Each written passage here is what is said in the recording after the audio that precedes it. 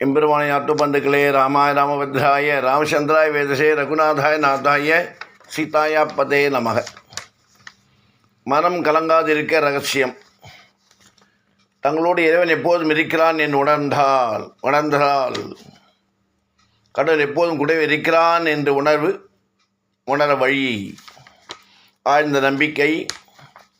இந்த நம்பிக்கை ஏற்பட வழி முதல் வழி சொல்லறிவு. அறிஞர்கள், ஞானிகள் மற்றும் சான்றோர்களின் கூற்றை மனப்பூர்வமாக ஏற்றுக்கொள்ளுதல். இரண்டாம் வழி சுய அறிவு.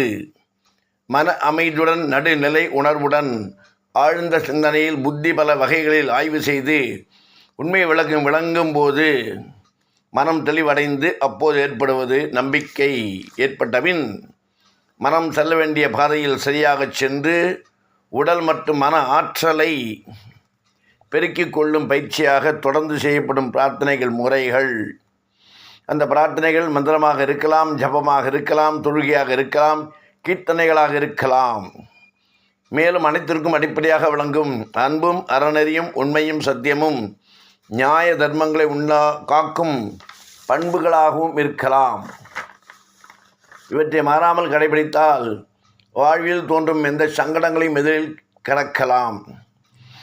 என்ன நடந்தாலும் எதை இழந்தாலும் ஆத்ம திருப்தியுடன் செய்யும் செயல்களே ஆத்ம பலத்தை தரும். அந்த ஆத்மாவே எதையும் தாங்கும் சக்தி. ஆகையால் திடமாக பகவானை வழிபடுவோம், அன்பே கடவுள் என்று போற்றுவோம், உறுதியுடன் உண்மையாக இருப்போம். இதனால் பெற்றிடுவோம் மன அமைதியும் அர்த்தமுள்ள வாழ்க்கையும். இதை நன்றாக புரிந்து கொள்ள வேண்டும். இப்படி என்றால் மனம் கலங்காது, வாழ்க்கையும் செம்மையாக இருக்கும். தாசிகுல பெண்ணான கண்டகி என்னும் அழகான பெண்ணின் ஒரு விசித்திர குணம் இருந்தது. அது என்னவென்றால், தன்னை நாடி வரும் ஒவ்வொரு ஆணையும் தன் மணாளனாகவே பாவித்து ஒரு தர்மபத்தினியைப் போல் அவனிடம் நடந்து கொண்டு அவனுடைய எல்லா தேவைகளும் முழு மனதுடன் செய்து வந்தாள். இதை பார்த்த ஊரார் அவளை எள்ளி நகையாடினர். இருந்தாலும் அவள் தன் குணத்தில் சிறிதும் மாற்றமில்லை. ஒரு நாள் கட்டழகு வாலிபன் மாலை பொழுதில் அவளிடம் வந்து பொன்னும் மணியும் கொடுத்துவிட்டு அவளை ஏறிட்டு கூட பாராது சென்று விட்டான். வருந்திய கண்டகி செய்வதறியாது திகைக்க அந்த வாலிபன் அன்று நடுநிசையில் திரும்ப அவளுடன் வருகிறான். அவனிடம் உற்சாகத்துடன் அவனை உபசரித்த கண்டகி அன்றிரவு அவனை தன் பதியாக மனத்தால் வரித்து அவனுக்கு வேண்டிய உபசாரங்களை செய்ய முற்பட்டாள். அப்போது அவன் உடல் வியர்வையால் நனைந்திருப்பதைக் கண்டு நறுமணத்தை தைலம் தடவி அவனை குளிக்க ஆயத்தம் செய்ய எத்தனைக்கு அவளுக்கு அவன் ஒரு குஷ்டரோகி என தெரிய வருகிறது. அதிர்ச்சி அடைந்தாலும் அவனை தன் பதியாக வரித்த காரணத்தால் வெறுக்காமல் அவனை தொட்டு வேண்டிய உதவிகளை செய்து அவனுக்கு வேண்டிய சிசுகளையும் புரிந்தாள். உண்மை தெரிந்த அவள் வீட்டார் அவனை அப்போதே விளக்கச் சொல்ல மறுத்தாள் கண்டகி. அன்றிரவை அவனோடு கழிக்க மறுநாள் பொழுது விடுகிறது. அவனை எழுப்புகிறாள் கண்டகி. வாலிபன் உயிரோடு இல்லை. இதைக் கண்டு வருந்திய கண்டகி அவன் தன் பதி என்று சொல்லி அவனுடைய இறுதிச் சடங்குக்கு வேண்டிய ஏற்பாடுகள் செய்து விட்டு பின் அந்நாளைய வழக்கப்படி தானும் அவனுடன் உடன்கட்டை ஏறுகிறாள். திகைத்த உறவினர் செய்வதறியாமல் விழிக்க சிதைக்கு தீமூட்டும் நேரம் அற்புதம் நிகழ்கிறது. இறந்த வாலிபன் உடல் மறைய அங்கு சங்கசக்கரதானியாக சிவன் நாராயணன் காட்சியளிக்கிறார். கண்டகி ஒவ்வொரு இரவிலும் ஒரு ஆணை தன் கணவனாக வரித்து வந்தபோதிலும் அந்த ஆணுக்கு உண்மையான பத்தினியாக அவள் அனுஷ்டித்த பதிவிரதா தர்மத்தை உலகுக்கு எடுத்து காட்டவே இவ்வாறு நடந்ததாய் சிவன் நாராயணன் சொல்லி கண்டகிக்கு வரம் தருகிறேன் என்று 3 வரங்கள் தரிப்பதாக வாக்களித்தான் சிவன் நாராயணன். கண்டகி கேட்டதோ ஒரே ஒரு வரம் மட்டும்தான். அதுவும் எப்போதும் சிவன் நாராயணன் பக்கத்திலே தான் ஒரு தாயாகவும் பெருமாள் மகனாகவும் இருக்க வேண்டும் என்பதுதான் அது. அப்போது சிவன் நாராயணன் சொல்கிறார், ஒரு பக்தனின் சாபத்தால் தான் மலையாக மாற வேண்டி இருப்பதால் மலையோடு சார்ந்த நதியாக கண்டகி எப்போதும் தன்னுடன் இருக்கலாம் என்று சொல்கிறார். சாபம் பெற்ற நாராயணன் மலையாக மாற கண்டகி அதே பேரோடு நதியாக ஓடுகிறாள். ஒரு மாலை போல் மலையை சுற்றி கொண்டு ஓடும் கண்டகியின் வயிற்றில்தான் சாலக்கிராம கற்கள் கிடைக்கின்றது. இதை பற்றி கண்டகி நதி புராணத்தில் கூறப்பட்டுள்ளது. என் மனைவி நினைவாக இருந்த தாமரையை என்றும் கையில் வைத்திருக்க என்று ஸ்ரீ மகாவிஷ்ணு பற்றி விளக்கும் ஒரு சிறிய கதை. பொதுவாக ஒரு பெண்ணின் கையிலோ தலையிலோ பூக்கள் இருப்பதுதான் இயல்பான ஒன்று.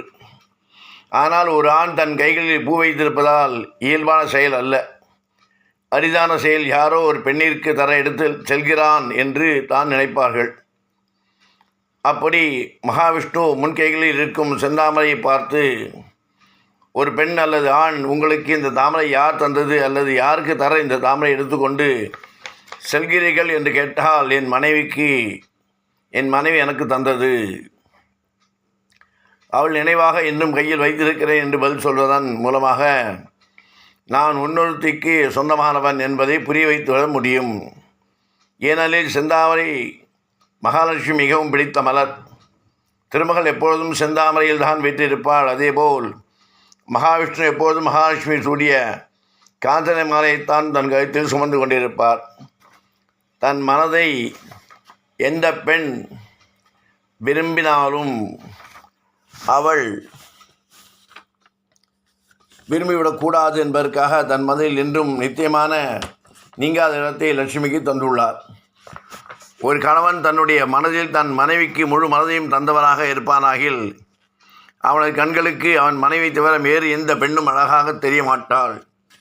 அவள் தேவலோக மங்கையார் ஆனாலும் சரி. தன்னை பற்றி யாராவது எந்த பெண்ணிடமாவது எடுத்து சொன்னால் கேட்கும் அந்த பெண் தன் மீது ஒரு வேளை காதல் கொள்ள வாய்ப்பு ஏற்பட்டால் நிச்சயம் அந்த பெண் தன் பெயரை விசாரிப்பாள். அப்போது சொல்வார், அவர்தான் லக்ஷ்மி நாராயணன், லட்சுமிபதி என்று தன் பெயரிலேயே தன் மனைவியின் பெயரை முன்னிலைப்படுத்தி கேட்கும் பெண்ணிற்கு தான் ஏற்கனவே ஒருத்திக்கு சொந்தமானவன் என்பதை நிரூபித்து தன் மனைவி மேல் கொண்டிருக்கும் அளவு கடந்த காதலை இந்த உலகிற்கு காட்டி வாழ்கிறார். ஒரு ஆத்மா, ஆண் பெண் ஒரு கடமையை முடிப்பதற்காக பரமாத்மாவிடம் இருந்து பிரிந்து வரும் கொஞ்ச காலத்திற்கு ஜீவாத்மாவாக இயங்கும். பிறகு திரும்பவும் பரமாத்மாவுடனேயே சென்று ஐக்கியமாகிவிடும். உண்மையை சொன்னால் நாம் எல்லோருமே அவதாரங்கள் தான். ஏனெனில் நமது உயிர், அதாவது ஜீவன் பரமாத்மாவிலிருந்து ஒரு கடமையை செய்வதற்காக பிரிந்து வந்து ஜீவாத்மாக்கள் அந்த பரமாத்மாவின் அம்சம் என்பதை மறந்து மோகம் என்னும் மாயையில் சிக்கியிருக்கிறோம். எப்பொழுது ஆண் பெண் ஏழை பணக்காரன் மதம் ஜாதி என்ற மாயை விட்டு விலகிறோமோ அப்போதுதான் பரம்பொருளான ஸ்ரீ மகாவிஷ்ணுவின் பொற்பாதம் என்று ஐக்கியமாகி விடுவோம். வாழ்க வையகம். நாம் புரிந்து கொண்டவர்களாக புரிந்து கொண்டு நம் மனது, எண்ணம், புத்தி அனைத்தையும் இறைவனிடத்தில் அர்ப்பணித்து வாழ வேண்டும் என்பதற்காகவே கூறப்பட்டுள்ளது. நாம் வாழ, நாடு நலம் பெற, வளமாக நலமாக வாழ்வோம் என்று பிரார்த்தித்து அலர் மேல் மங்கா சமேத ஸ்ரீ சீனிவாச மலையப்ப சுவாமியை பிரார்த்தித்த ஆசீர்வாதம் ராமானுஜரின் திவ்ய திருவடிகளே சரணம்.